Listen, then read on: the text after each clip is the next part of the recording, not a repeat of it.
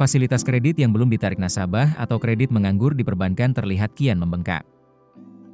Berdasarkan data Otoritas Jasa Keuangan, kredit menganggur perbankan pada Maret 2025 mencapai Rp2.354,5 triliun, meningkat 13,21% secara tahunan atau year on year. Jika dilihat dari sisi permodalannya, kelompok bank berdasarkan modal inti 3 masih menjadi kelompok dengan kredit menganggur terbanyak, mencapai Rp913,42 triliun, tumbuh 10,59% year on year. Disusul dengan peningkatan kredit menganggur di jajaran KBMI 4 yang tercatat mencapai Rp893,25 triliun, dan menjadi kelompok dengan peningkatan kredit menganggur tertinggi yakni 15,86% year on year. Selanjutnya, KBMI 2 mencatatkan pertumbuhan kredit menganggur sebesar 15,19% year on year menjadi Rp436,49 triliun per Maret 2025. Adapun, KBMI 1 dengan undisbursed loan tumbuh sebesar Rp121,33 triliun, meningkat 7,75% year on year. Sementara itu, dilihat berdasarkan kepemilikannya, Bank Umum Swasta Nasional mencatatkan kredit menganggur mencapai Rp1.536,18 triliun, tumbuh 11,22% year on year pada 3 bulan pertama tahun ini.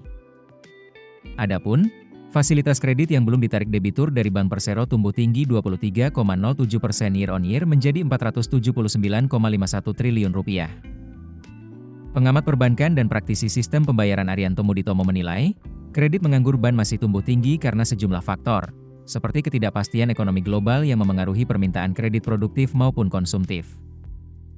Selain itu, proyek-proyek infrastruktur yang berjalan lambat akibat penyesuaian prioritas pemerintah dinilai turut memperbesar porsi kredit yang belum dicairkan.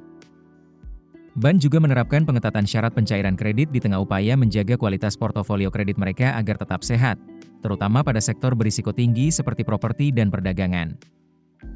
Di sisi lain, banyak debitur korporasi maupun UMKM yang mengalami kendala dalam operasional, sehingga belum optimal dalam memanfaatkan fasilitas kredit yang tersedia.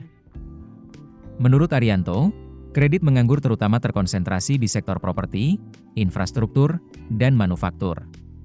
Sektor properti menghadapi tantangan besar akibat daya beli masyarakat yang lemah, backlog perumahan yang tinggi, serta tekanan likuiditas dari pengembang.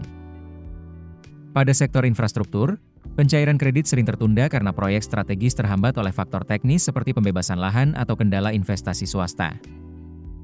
Sektor manufaktur juga menyumbang kredit menganggur yang signifikan akibat rendahnya permintaan pasar global yang berdampak pada kapasitas produksi domestik.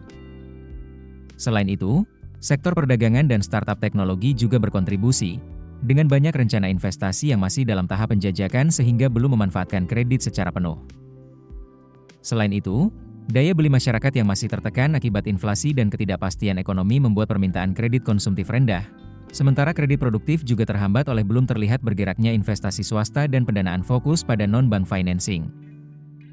Arianto menuturkan, dalam situasi ini, bank cenderung lebih fokus pada restrukturisasi kredit bermasalah daripada ekspansi baru. Keputusan bisnis terbaik datang dari data, bukan tebakan.